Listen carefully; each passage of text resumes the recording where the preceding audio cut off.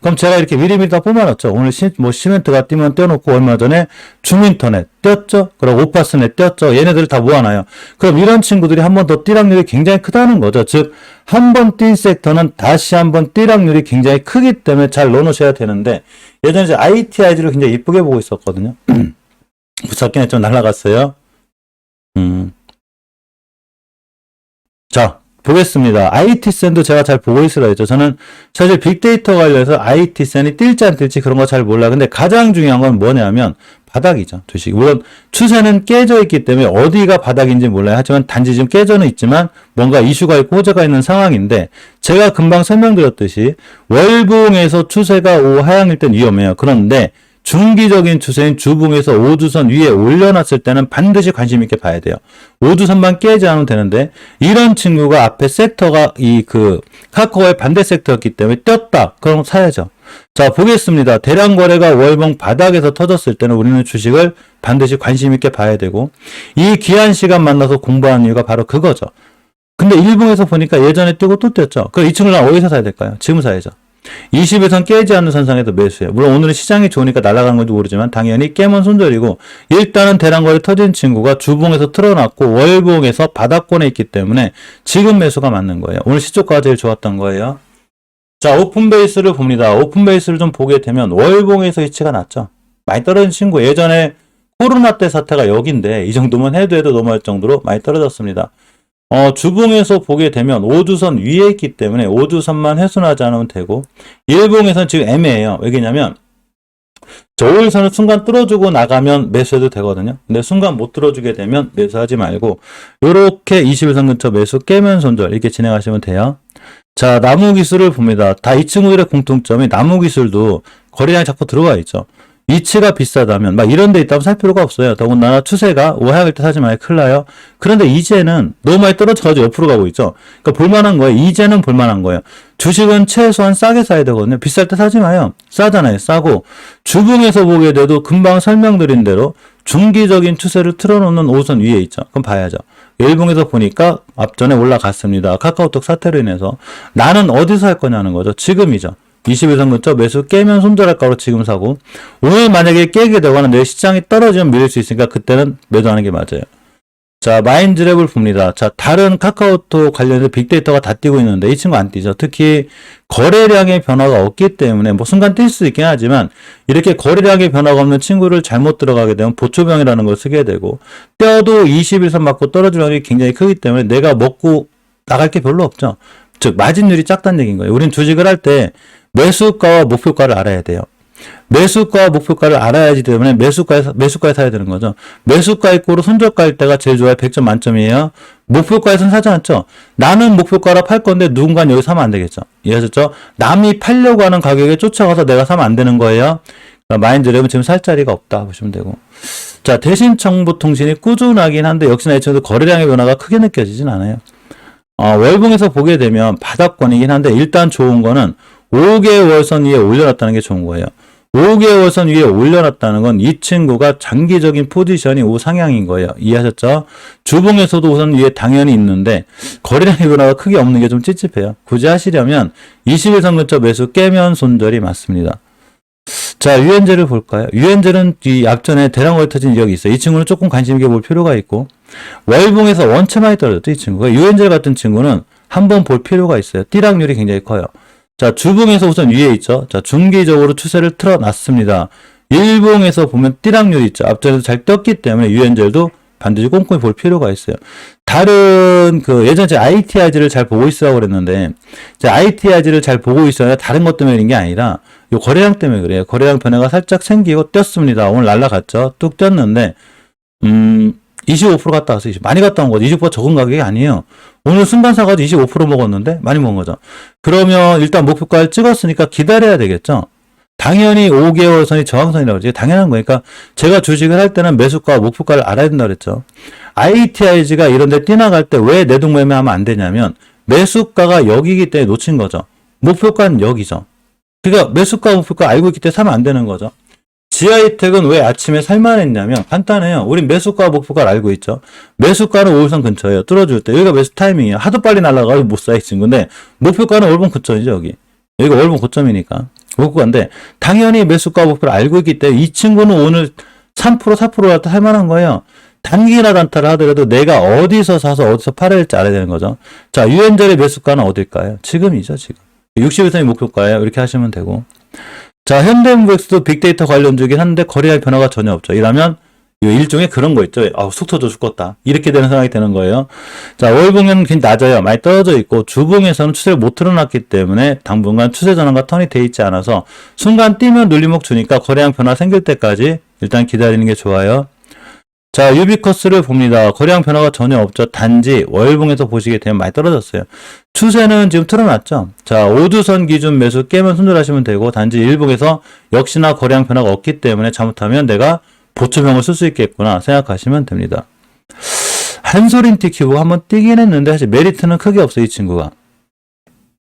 추세는 다 깨졌는데 일단 이 친구도 아직 5주 사용 못 해줬고 거래량 변화가 한 번 있긴 했는데 역시나 좀 평범한 주식이라 주식도 내가 단기가 됐든 뭐 중장기 스윙이 됐든 간에 앞으로 미래 가치가 있거나 이슈가 있는 종목들을 사야지 엉뚱한 거 사면 잘 못 돼요. 자, 이수페타시스는 흐름이 좋긴 한데 사실 이수페타시스 같은 경우에는 이식해서 깨는 상태 돌려주는 거고 오른쪽 산에서 반등해주는 거기 때문에 절대 사지 않는 게 좋다. 이렇게 하시면 돼요.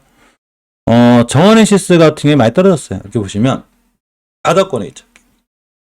바닥권에 있기 때문에 이 정도 자리는 좀 매수할 만하고 주봉에서 봐도 우선 위에 올려놨기 때문에 차라리 사려면 정원이시스가 난 거예요.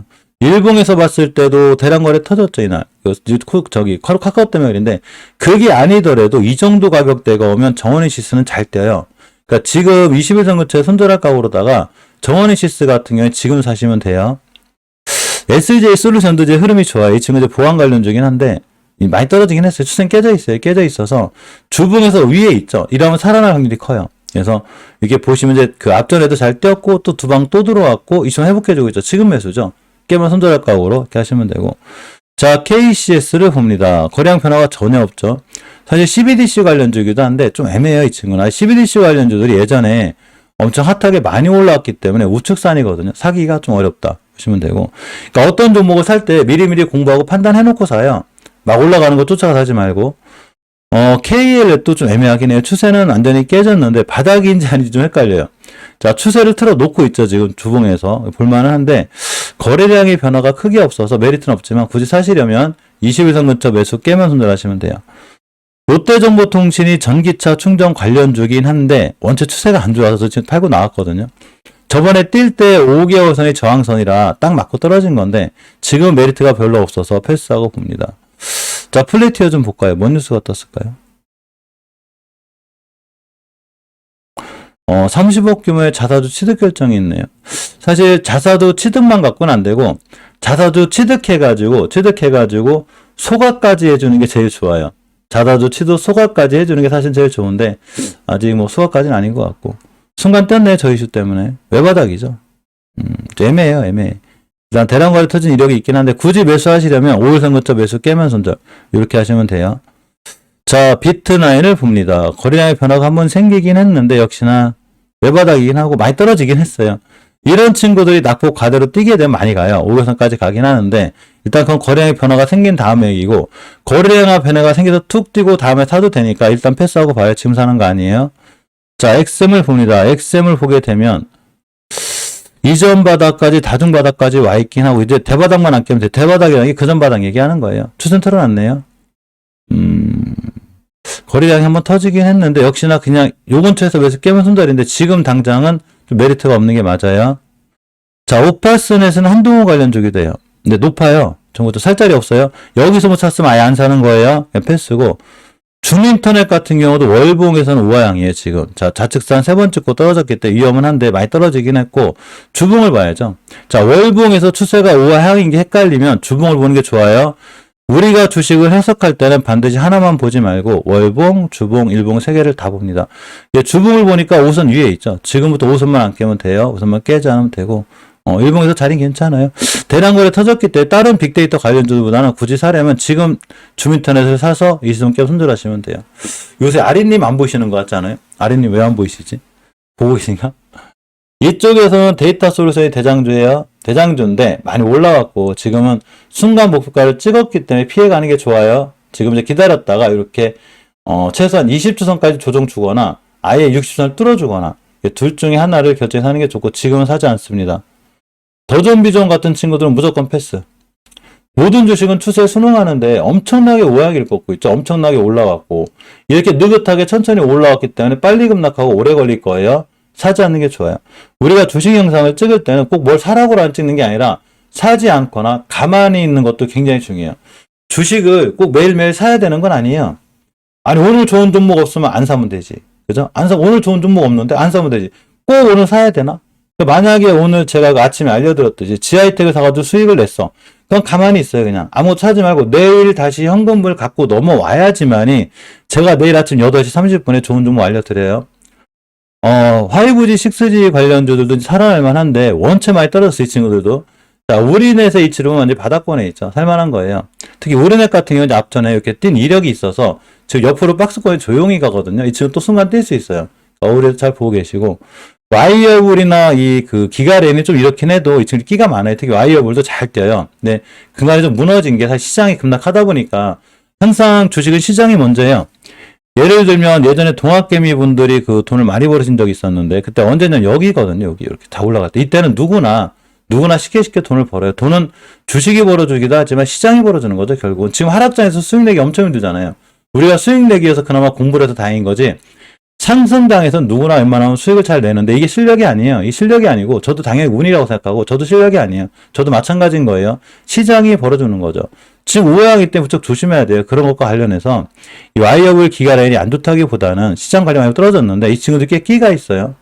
이 와이어블 같은 친구도 이제 계속 추세는 깨져 있으니까 뭐 얘만 그렇겠냐고 우리가 전종목이 그린데 사실은 주봉에서 5선만 안착해 주면 와이어블 같은 친구 또 뛸 확률이 굉장히 커서 바닥이 아주 싸게 있을 때는 한 번에 사지 말고 월봉에서 장기적인 지표가 추세가 우하향일 땐 한 번에 사지 마요. 바닥 못 찾으니까.